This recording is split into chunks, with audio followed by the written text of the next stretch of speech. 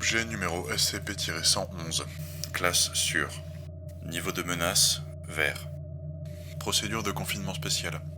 Tous les spécimens de SCP-111 en captivité sont logés au site 19, dans l'aile dans un enclos de 5 mètres par 5 mètres par 5 mètres en plexiglas contenant un petit habitat forestier tempéré transplanté.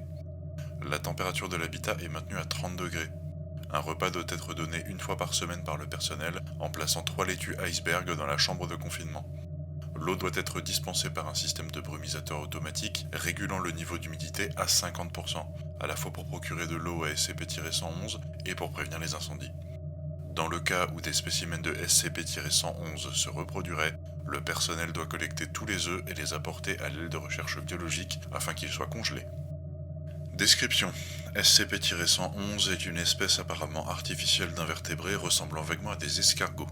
Les spécimens adultes de SCP-111 mesurent approximativement 20 cm de long, 12 cm de large et 15 cm de haut, même si la taille exacte varie légèrement d'un spécimen à l'autre.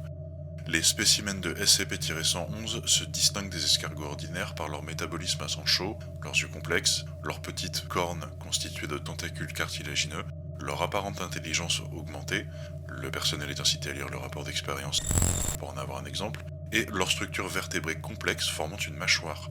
De plus, les spécimens pondent des œufs à coquille dure. La plus grande anomalie est la présence chez les spécimens de SCP-111 de petits sacs creux en arrière de leur mâchoire inférieure, contenant du méthane produit par leur système digestif. Une série de le long de l'intérieur de la trachée sert de briquet, enflammant le méthane exhalé par le spécimen, soufflant un petit jet de flamme par sa bouche. Ce souffle de feu se produit généralement en cas de danger ou de stress, même s'il s'agit davantage de dissuasion que d'un outil de destruction délibéré. Ceci est probablement dû à la taille des sacs de méthane, qui limite la quantité de feu que les spécimens de SCP-111 peuvent exhaler en une fois, et qui nécessitent du temps et de la nourriture pour se remplir à nouveau. Le comportement de SCP-111 est différent de celui des espèces ordinaires d'escargots, et inclut des vocalisations sifflantes ou des ululements facilement audibles par les humains. Un grand intellect démontré dans des tests tels que et les parents prenant soin de leur progéniture. Les petits ont été observés s'attachant à leurs parents, à d'autres membres de leur espèce ou à des chercheurs.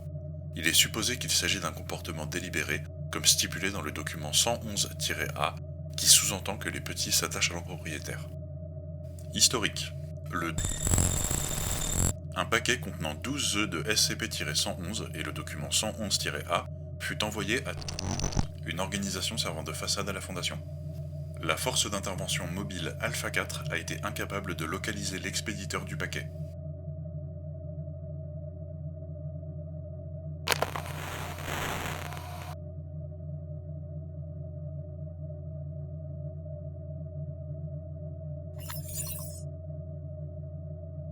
Veuillez sélectionner le dossier SCP que vous souhaitez consulter.